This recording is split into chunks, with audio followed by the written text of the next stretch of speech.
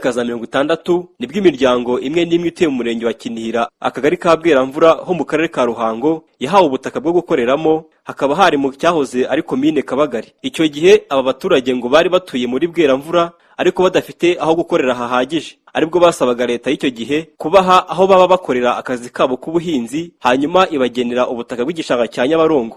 Icyo gihe bamwe muri bo bahise banagituramo nk'uko Uwimana Ernest umunyamabanga nshingwabikorwa w'umurenge wa Kinihira abisobanura. Gusa ariko uko iminsi yagiye isimburana n'ibihe bigahinduka, byaje kugaragara ko aba baturage ubuzima bwabo bwajya mu kaga bitewe n'uko iyi Nyabarongo baturiye ishobora kuzura amazi akaba yabarengera.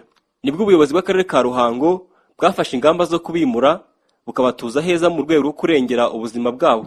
Nyuma yo kwimurwa bagatuzwa neza, aba baturage bo mu miryango igera kuri 12 kuri ubu barasaba ko n'ubundi leta yabagenera aho gukorera, bityo ubuzima bwabo bukarushaho kugenda neza. Ibi bakaba babishingira hanini ko aho bari batujwe hari ku masangano y'uturere twa Karongi na Muhanga impande z'uruzi rwa Nyabarongo. Bavuga ko hari bagenzi babo bahatuye bo muri utwo turere nabo bimuwe, ariko bakaba barahawe ingurane y'ubwo butaka, nyamara bo muri Ruhango bakaba barasigaye. Uyu ni Kanani Enani uhagarariye iyi miryango. Nk'uko imiryango igiye gutuzwa, umwene gihugu n'ubundi ageraho abarizwa, ariko nk'abahinzi by'umwihariko kuba mu nzu udafite ibigutunga cyaba ari ikibazo gikomeye.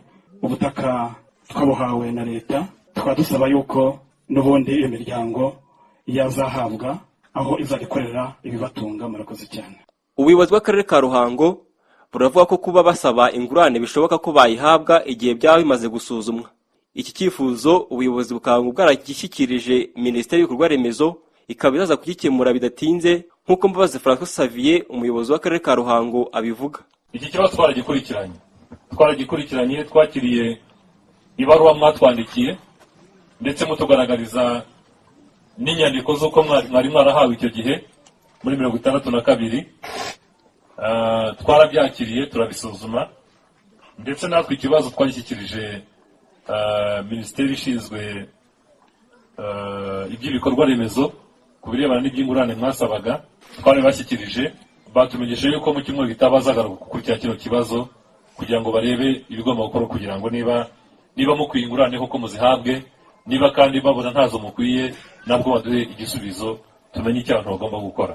Gusa ariko uyu muyobozi akomeza asaba ko abaturage bahindura imyumvire, dore ko ngo hari abo bari kwimura nyamara mu gihe gito ugasanga barahirahira gusubirayo kubw'impungenge z'uko ngo nibaramuka bahavuye batazabona ingurane zabo.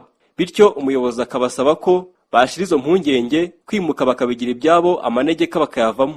Kubafasha kuva hano hepfo turabikora, ariko twumvikane yuko namwe mubigira ibyanyu. Kubona ingurane birashoboka kandi mwaravuye hariya. Abenshi batubwira yuko ngo batsimara gusubira hepfo hariya kuko ngo bavuga yuko nibaramuka bahimutse ngo nta ngurane bazaba bakibonye, ariko ntabwo ari byo. Ntabwo ubuyobozi bubeshye. Icyavamo tuzagisangira, tuzakibabwira. Niba ari no kurenganurwa tuzabafasha kugira ngo namwe mumenye uko ukuri kubyavuye mu kibazo cyanyu. Ariko tubanze dukemura ikibazo mu byiciro.